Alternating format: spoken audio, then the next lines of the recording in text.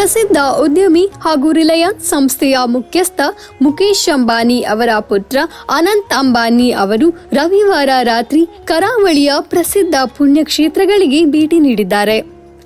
ಮೊದಲು ಕೊಲ್ಲೂರು ಶ್ರೀ ಮೂಕಾಂಬಿಕಾ ದೇವಸ್ಥಾನಕ್ಕೆ ಆಗಮಿಸಿದ ಅವರಿಗೆ ದೇಗುಲದ ವತಿಯಿಂದ ಪೂರ್ಣಕುಂಭ ಸ್ವಾಗತದೊಡನೆ ಭವ್ಯವಾಗಿ ಬರಮಾಡಿಕೊಳ್ಳಲಾಯಿತು.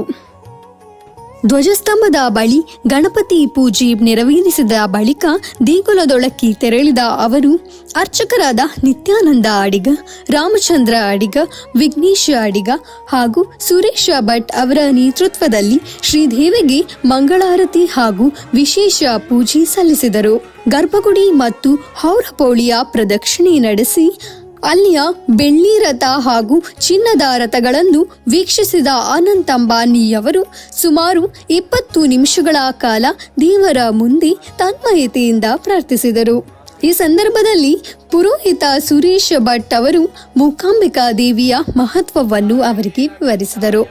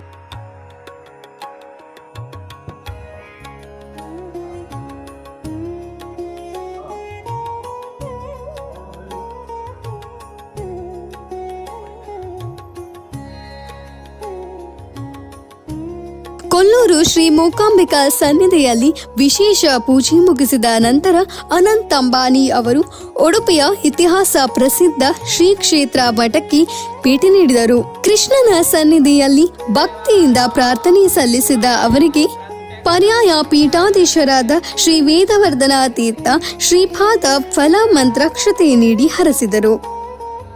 ಈ ಅಪರೂಪದ ಭೇಟಿಯ ಸಂದರ್ಭದಲ್ಲಿ ಶಿರೂರು ಮಠದ ದಿವಾನರಾದ ಉದಯ್ ಕುಮಾರ್ ಸರಳತಾಯ, ಪಂಡಿತ್ ಚಂದ್ರಶೇಖರ ಶರ್ಮಾ, ಕರ್ನಾಟಕ ರಿಲಯನ್ಸ್ ಜಿಯೋ ವ್ಯವಸ್ಥಾಪಕ ಧನಂಜಯ್ ಆರ್ ಹಾಗೂ ಪ್ರಮುಖರಾದ ಶಿವಾನಂದ, ಮಾಧವ ಶಾನುಭಾಗ್, ಜಯಪ್ರಕಾಶ್ ಶೆಟ್ಟಿ, ಉಮೇಶ್ ಶೆಟ್ಟಿ ಸೇರಿದಂತೆ ಹಲವು ಗಣ್ಯರು ಉಪಸ್ಥಿತರಿದ್ದರು.